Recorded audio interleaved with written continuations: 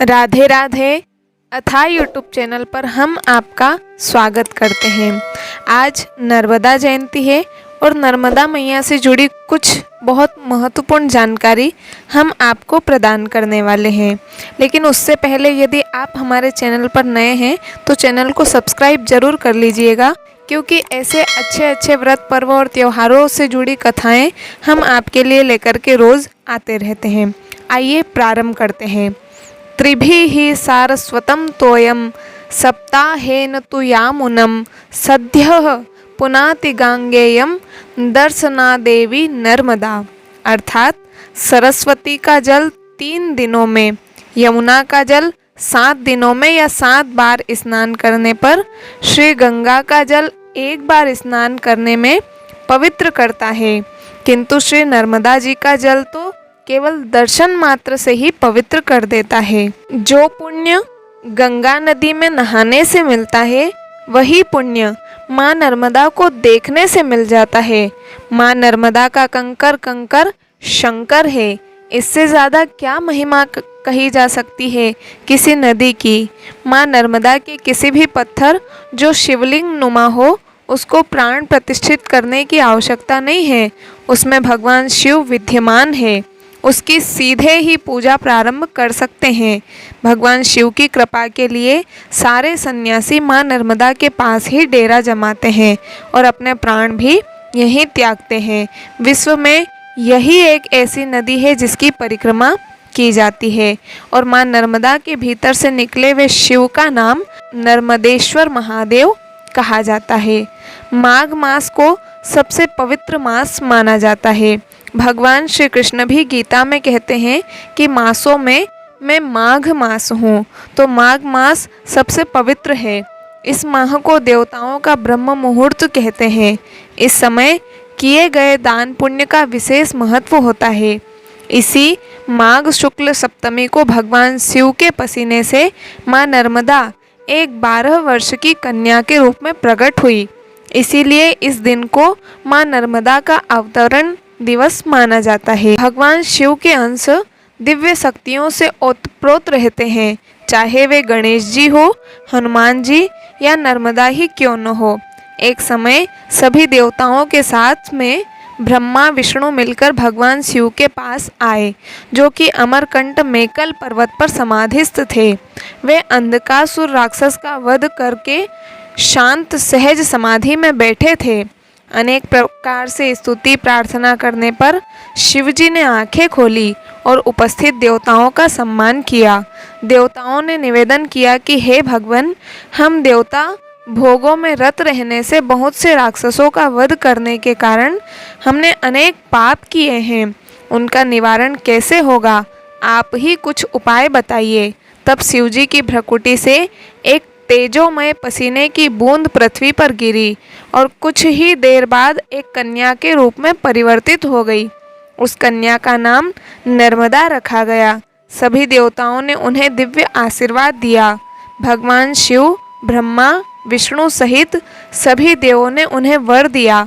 माघ शुक्ल सप्तमी के समय नर्मदा जी जल रूप में बहने लगी। तभी से इस तिथि को नर्मदा अवतरण दिवस के रूप में मनाया जाता है। भगवान विष्णु ने आशीर्वाद दिया, नर्मदे त्वं महाभागा सर्व पाप हरि भव त्वदत्सु याः शिलाः सर्वा शिवकल्पा भवन्तु ताः। अर्थात तुम सभी पापों का हरण करने वाली होगी तथा तुम्हारे जल के पत्थर शिव तुल्य पूजे जाएंगे। तब नर्मदा ने शिवजी से वरदान मांगा, जैसे उत्तर में गंगा स्वर्ग से आकर प्रसिद्ध हुई है, उसी प्रकार से दक्षिण गंगा के नाम से मैं प्रसिद्ध हूँ। शिवजी ने नर्मदा जी को अमर होने का वरदान दिया। प्रलय काल तक माँ नर्मदा इस धरती पर रहेगी। कहते हैं तपस्या में बैठे भगवान शिव के पसीने से नर्मदा प्रकट हुई, तो नर्मदा ने प्रकट होते ही अपने अलौकिक सौंदर्य से ऐसी चमत्कारी लीलाएं प्रस्तुत की कि खुद शिव पार्वती चकित रह गए। तभी उन्होंने नामकरण करते हुए कहा, देवी, तुमने हमारे दिल को हर्षित कर दिया, इसलिए तुम्हारा नाम हुआ नर्मदा। नर्म का अर्थ है सुख और दा का अर्थ है देने वाली। इसका एक नाम रेवा भी है, लेकिन नर्मदा ही सर्वमान्य है। मेखल पर्वत पर भगवान शंकर ने 12 वर्ष की दिव्य कन्या को अवतरित किया। महारूपवती होने के कारण विष्णु आदि देवताओं ने इस कन्या का नामकरण नर्मदा किया। इस दिव्य कन्या नर्मदा ने उत्तर वाहिनी गंगा के तट पर काशी के पंचकोशी क्षेत्र में 10,000 दिव्य वर्षों तक तपस्या करके प्रभु शिव से कुछ ऐसे वरदान प्राप्त किए जो कि अन्य किसी नदी के पास नहीं है। माँ नर्मदा कहती है कि प्रलय में भी मेरा नाश न हो, मैं विश्व में एकमात्र पाप नाशिनी नदी के रूप में प्रसिद्ध रहूं।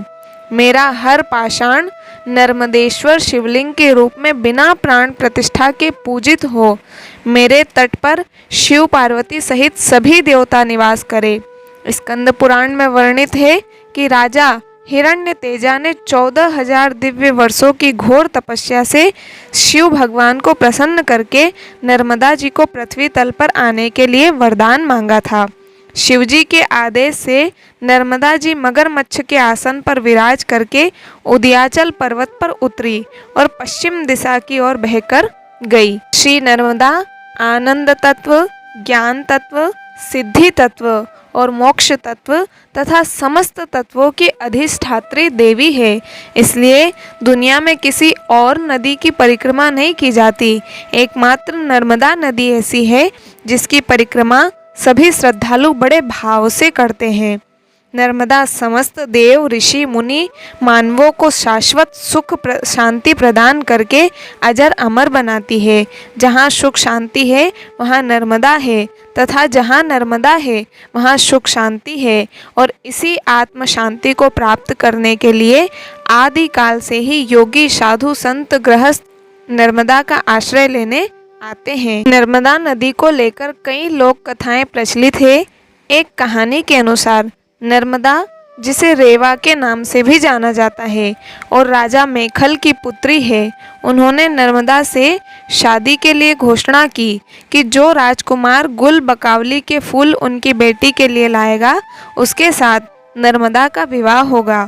सोनभद्र यह फूल ले आए और उनका विवाह तय हो गया। दोनों की शादी में कुछ दिनों का समय था। नर्मदा सोनभद्र से कभी मिली नहीं थी। उन्होंने अपनी दासी जुहिला के हाथों सोनभद्र के लिए एक संदेश भेजा। जुहिला ने नर्मदा से राजकुमारी के वस्त्र और आभूषण मांगे और उसे पहनकर वह सोनभद्र से मिलने चली गई। सोनभद्र ने जुहिला को ही राजकुमारी समझ लिया। जुहिला की नीयत भी डगमगा गई और वह सोनभद्र का प्रणय निवेदन ठुकरा नहीं पाई।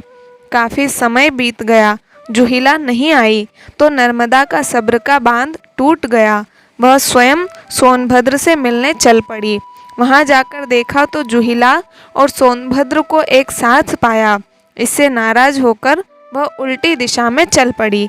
इसके बाद से नर्मदा बंगाल सागर की बजाय अरब सागर में जाकर मिल गई। एक अन्य कहानी के अनुसार सोनभद्र नदी और नर्मदा नदी दोनों का घर पास में था। अमरकंटक की पहाड़ियों में दोनों का बचपन बीता। दोनों किशोर हुए तो लगाव और बढ़ा। दोनों ने साथ जीने की कस्में खाई, लेकिन अचानक दोनों के जीवन में जुहिला आ गई। जुहिला नर्मदा की सखी थी। सोनभद्र जुहिला के प्रेम में पड़ गया। नर्मदा को यह पता चला तो उन्होंने सोनभद्र को समझाने की कोशिश की, लेकिन सोनभद्र नहीं माना। इससे नाराज होकर नर्मदा दूसरी दिशा में चल पड़ी और हमेशा कुंवारी रहने की कसम खाई। कहा जाता है कि इसलिए सभी प्रमुख नदियां बंगाल की खाड़ी में मिलती है, लेकिन नर्मदा अरब सागर में मिलती है। तो इस प्रकार से हमने नर्मदा मैया के बारे में कुछ संक्षेप में जानकारी आपको प्रदान करी। आपको अच्छी लगी हो तो वीडियो को लाइक, शेयर और कमेंट करके वीडियो को शेयर ज़रूर कीजिएगा। मिलते हैं अगले वीडियो में अगली अच्छी सी कथा के साथ में। तब तक के लिए सभी को राधे राधे।